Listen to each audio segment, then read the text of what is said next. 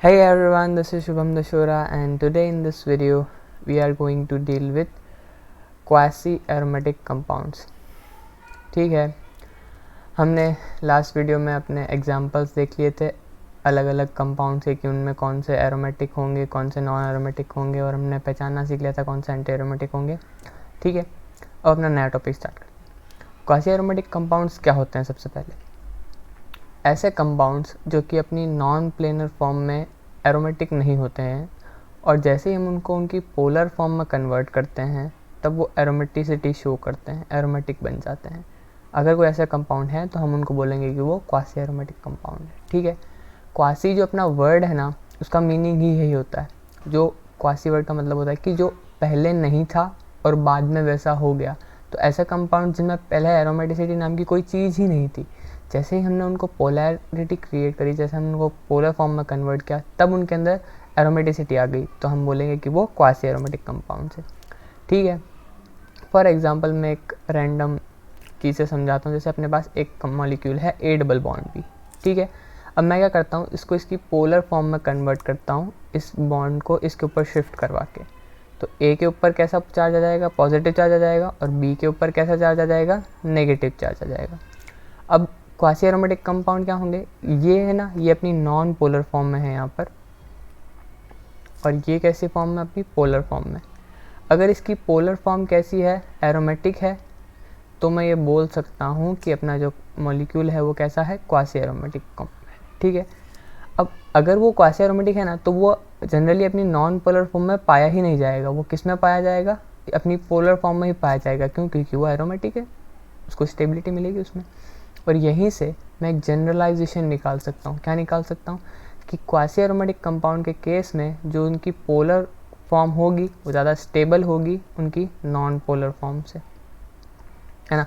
लेकिन ये generalisation just उसके उल्टा है जो हम लोग पढ़ते हैं. हम लोग क्या पढ़ते हैं कि जनरली जो अनचार्ज स्पीशीज़ होती है वो चार्ज स्पीशीज़ से ज़्यादा स्टेबल होती है. बोले भाई, तो नॉन पोलर स्पीशीज़ जनरली तो पोलर से ज़्यादा स्टेबल होती है, क्योंकि चार्ज कभी भी किसी पे स्टेबल नहीं हो सकता है.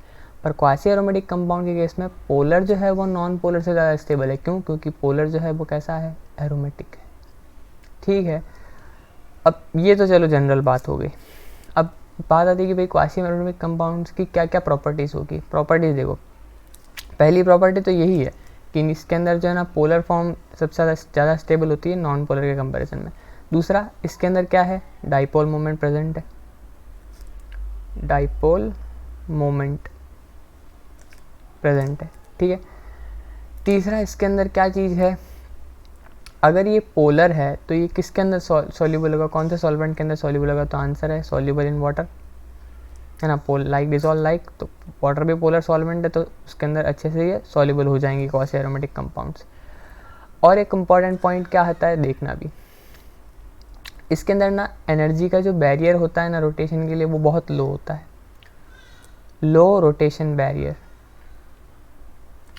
अभी इस टर्म को हम लोग समझते हैं थोड़ी देर में. जब हम लोग इसको देख लेंगे अच्छे तरीके से, हमको अच्छे से आइडिया लग जाएगा. ठीक है, तो अब हम लोग देखते हैं कि क्वासी एरोमेटिक कंपाउंड्स के अंदर हमको कहाँ कहाँ पे मिलते हैं ये सारी चीज़ें. तो हमको ये मिलता है 3 जगह पर. सबसे पहले हम लोग इसको देख सकते हैं साइक्लिक हाइड्रोकार्बन्स के अंदर. किसके अंदर देख सकते हैं? साइक्लिक हाइड्रोकार्बन्स के अंदर.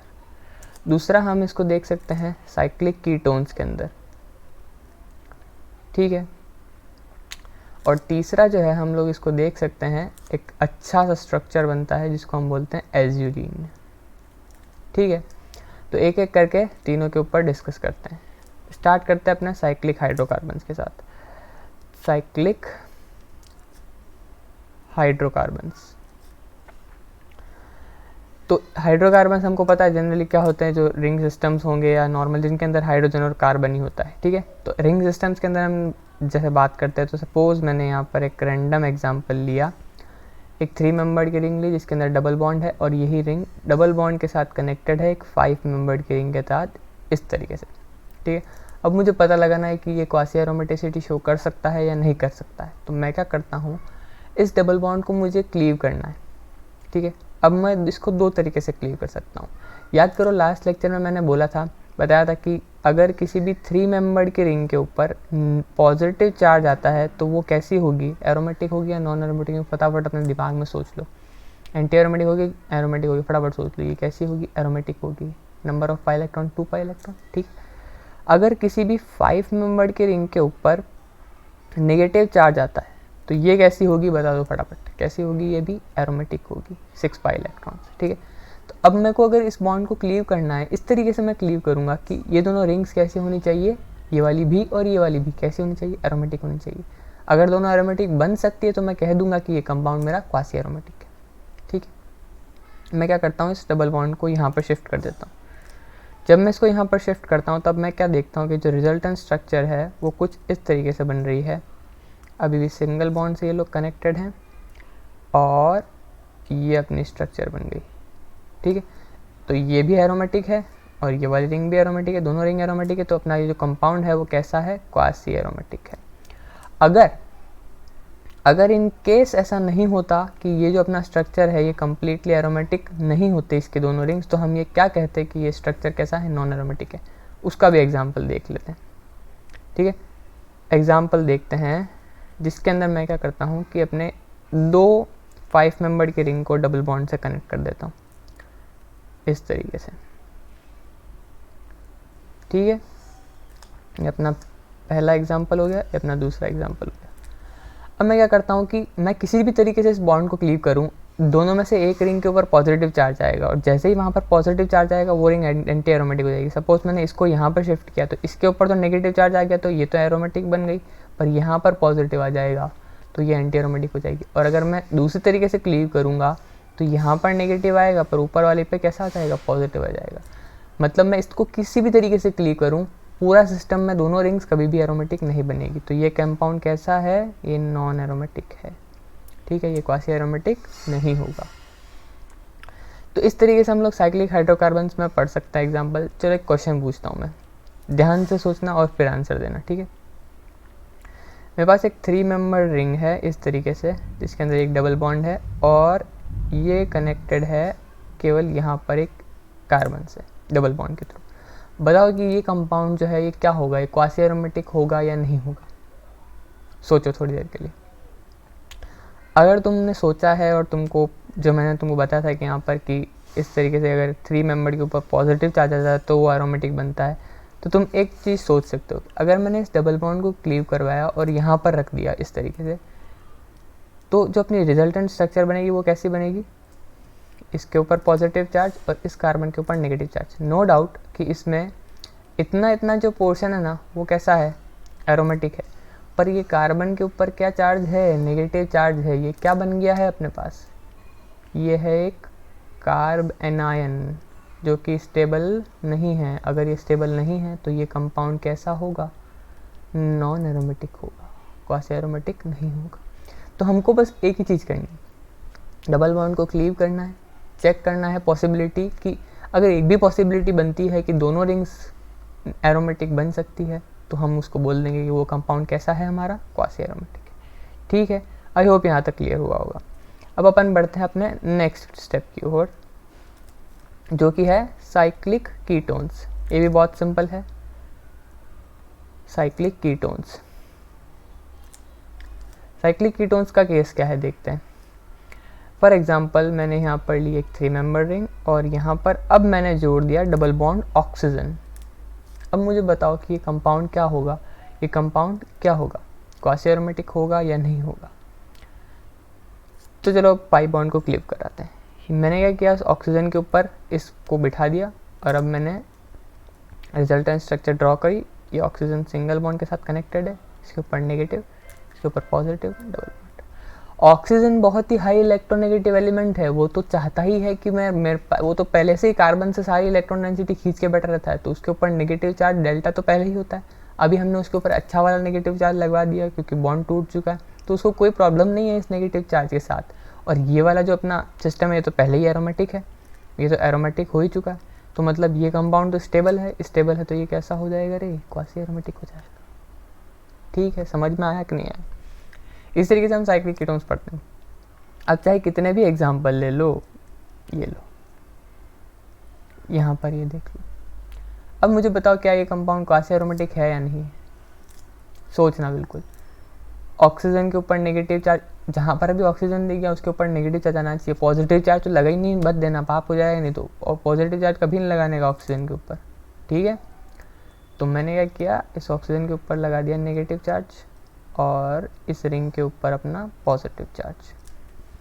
क्या ये स्टेबल है? अरे एंटी एरोमेटिक है, कौन सा स्टेबल है? बिल्कुल स्टेबल नहीं है। तो ये वाला सिस्टम कैसा है रे? क्वासी एरोमेटिक नहीं है, नॉन एरोमेटिक है, ठीक है। इसी तरीके से साइक्लिक कीटोन्स बहुत ही सिंपल है, कोई टेंशन लेने वाली बात नहीं है। अब अपन बढ़ते हैं अपने नेक्स्ट की तरफ, वो है एज्यूलिन, और ये बहुत मस्त है। एज्यूलिन क्या होता है? एज्यूलिन ना एक 7 मेंबर्ड रिंग और एक 5 मेंबर्ड रिंग का फ्यूजन होता है। मतलब कि फ्यूज्ड रिंग बनती है, एक फ्यूज्ड रिंग बनती है जिसके अंदर total number of carbon atoms कितने होते हैं? 12 कार्बन एटम्स होते हैं। किस तरीके से बनती है ये? कुछ इस तरीके से बनती है। ये है एक 7 मेंबर्ड रिंग और यहाँ पर ये है एक 5 मेंबर्ड रिंग, ठीक है। अब अपन डबल बॉन्ड्स लगाते हैं इसके अंदर, यहाँ पर इस तरीके से कुछ डबल बॉन्ड्स होंगे, ठीक है। अब मुझे पता लगाना है कि क्या ये कंपाउंड क्वासी एरोमेटिक है या नहीं है। मैं क्या करूँगा, इसको इधर शिफ्ट करूँगा, इसको इधर जब मैं शिफ्ट करूँगा अपनी रिजल्टेंट स्ट्रक्चर कैसी बनेगी? कैसी बनेगी अपनी स्ट्रक्चर? ये वाली यहाँ पर नेगेटिव चार्ज आ जाएगा, इसके ऊपर पॉजिटिव चार्ज आ जाएगा। ये डबल बॉन्ड यहाँ, ये डबल बॉन्ड यहाँ, और ये डबल बॉन्ड तो अपने पहले ही। अब होगा इसके अंदर रेजोनेंस। जब रेजोनेंस होगा तो ये नेगेटिव चार्ज यहाँ शिफ्ट होगा और ये नेगेटिव चार्ज इस कार्बन पे शिफ्ट हो जाएगा, ठीक है ना। रेजोनेंस तो करना आते हो, बहुत सिंपल, रेजोनेंस भी पढ़ाया हुआ है। तो अपने पास जो स्ट्रक्चर बनेगी फाइनली वो कैसी बन जाएगी? इस यहाँ पर नेगेटिव चार्ज आ गया, यहाँ पर एक डबल बॉन्ड आ गया, यहाँ पर एक डबल बॉन्ड आ गया, इसके ऊपर पॉजिटिव, यहाँ पर, ठीक है। अब इस स्ट्रक्चर को ध्यान से देखना। ये वाली जो है ये एक 5 मेंबर्ड रिंग है जिसके ऊपर नेगेटिव चार्ज है और दोनों डबल बॉन्ड्स हैं। तो ये तो सिस्टम कैसा है? एरोमेटिक है, ऊपर ही बताया है मैंने बिल्कुल, ठीक है। दूसरी वाली रिंग को जब मैं देखता हूँ तब मेरे को क्या पता चलता है कि एक 7 मेंबर्ड रिंग है जिसके अंदर सारे sp2 हैं और ये वाला डबल बॉन्ड ना, ये इस डबल बॉन्ड की मिस्ट्री है।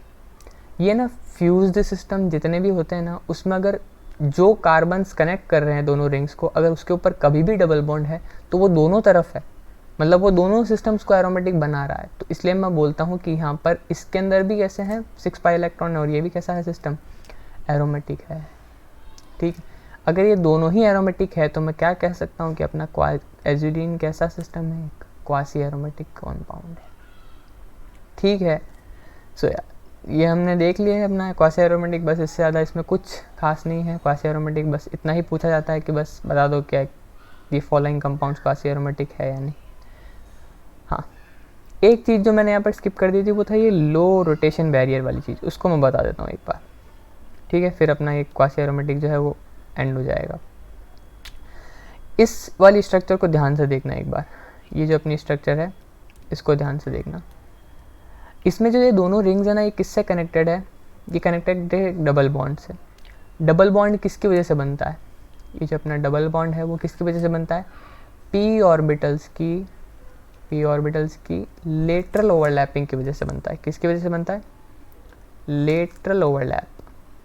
और अगर ओवरलैप लेटरल होता है ना तो वो कभी भी रोटेशन अलाउ नहीं करता है, ठीक है। जब हेड ऑन कॉलिजन होगा ना, मतलब नॉर्मल जब बॉन्ड बनता है सिग्मा बॉन्ड, तब उसमें रोटेशन पॉसिबल है, पर पाई बॉन्ड के अंदर कभी भी रोटेशन पॉसिबल नहीं होता। तो इस मॉलिक्यूल के अंदर तो कहीं पर भी रोटेशन की पॉसिबिलिटी होगी ही नहीं। पर जब ये अपनी पोलर फॉर्म में कन्वर्ट हो जाएगा तब यहाँ पर क्या है? सिंगल बॉन्ड है। सिंगल बॉन्ड तो भर भर के रोटेशन करेगा।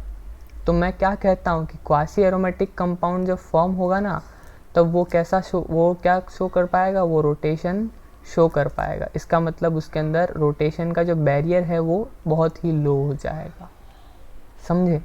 और अगर तुमको कोई पूछ लेता है कि बताओ भाई, क्वेश्चन दे के पूछ लिया, क्वेश्चन दे के पूछ लिया कि इनमें से बताओ कौन जो है वो सिस ट्रांस आइसोमेरिज्म शो कर सकता है। चलो एक क्वेश्चन ही कर लेते हैं। ये इस तरीके से मैंने यहाँ पर एक 7 मेंबर रिंग ड्रॉ करी, यहाँ पर डबल बॉन्ड से कनेक्ट कर दिया एक 5 मेंबर रिंग को, ठीक है। और डबल बॉन्ड से कनेक्ट कर दिया मैंने, डबल बॉन्ड ये यहाँ पर और यहाँ पर, और ये यहाँ पर मैंने एक मेथिल ग्रुप जोड़ दिया और यहाँ पर भी मैंने एक मेथिल ग्रुप जोड़ दिया।